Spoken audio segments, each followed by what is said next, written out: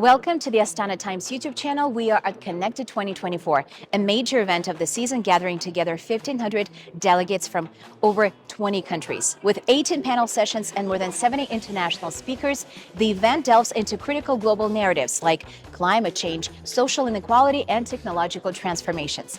Discussions here aim to explore how our beliefs shape the future and how we can balance individual and global interests for sustainable development. Connected 2024, the conference on conceptualizing the future, created a unique platform for global experts, futurists, and thought leaders to share their visions of humanity's future, focusing on principles of harmony, synergy, and the rapid development of technology. Attendees discussed a synchronized vision for the future, highlighting the challenges and opportunities the world faces today.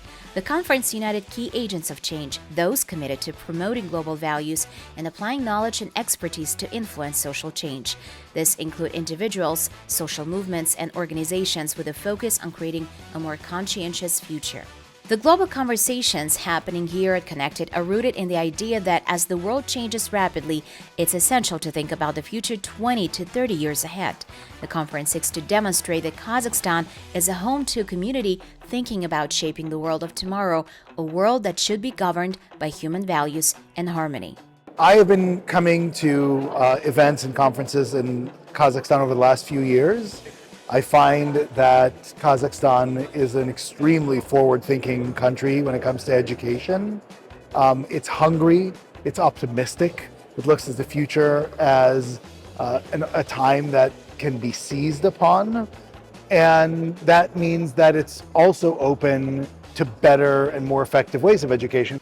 Nelson also shared his insights on education reform, emphasizing the importance of equipping students with critical thinking skills to solve meaningful problems rather than focusing solely on memorization.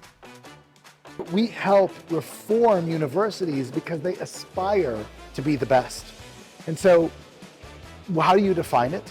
You define it by equipping students to actually solve meaningful problems. And universities don't do that. High schools don't do that.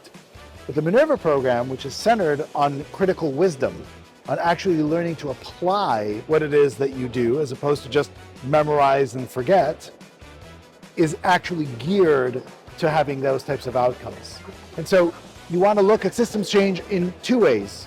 Number one, how do you reform the system of education such that it provides learners the tools and abilities to actually be constructive members of society, as opposed to not really knowing what to do. Rai Bachahri, CEO of School of Humanity, also underscored the need for agility and resilience in the future workforce. She noted that many of today's middle school students will end up working in jobs that don't even exist yet. 5 years ago, the World Economic Forum reported that 60% of the jobs that middle school students today will be doing don't exist yet, right? So I encourage young minds, when they think about the future careers and the jobs of the future, to go beyond doctor, lawyer, engineer, and to also keep an open mind, focusing on skill development rather than just committing to a career. Because chances are that each person will change careers 3 to 5 times in their lives. So focusing on agility and resilience, transferable skills that can move between different industries. And lastly, what we like to call T-shaped expertise, which is, yes, you have deep expertise in a given area, but you also have the breadth through having an interdisciplinary set of expertise to different disciplines. And that together will allow you to stay resilient in the future workforce. Ron Imnik, a positive futurist from Spain, shared his thoughts on how EdTech startups can play a role in addressing global challenges like climate change by fostering entrepreneurial thinking among students. Today's event, actually the topic was already, I was on a panel talking about EdTech and how incubators and accelerators can support EdTech. Super interesting, and what I really like, because I put a lot of focus on climate change startups, but if you can teach kids and students to become more entrepreneurial in their thinking here, then more and more people will start trying to solve this problem, and maybe we have this thing the wrong way around. So we should put a lot more emphasis on EdTech and maybe less on trying to solve the climate change problem. One of the most anticipated speakers at the event was Yuval Noah Harari, the renowned historian and futurist. Harari discussed the role of artificial intelligence in shaping the future and raised important questions about the risks it poses, particularly in terms of AI's ability to create new values that may supersede human control. We are now seeing a collapse of the rational conversation all over the world because of, partly, because of decisions made by AIs which are not aligned with human values and human virtues.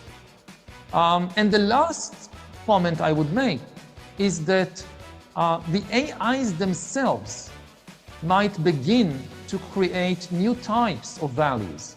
Until today, for thousands of years, we humans lived inside a human world.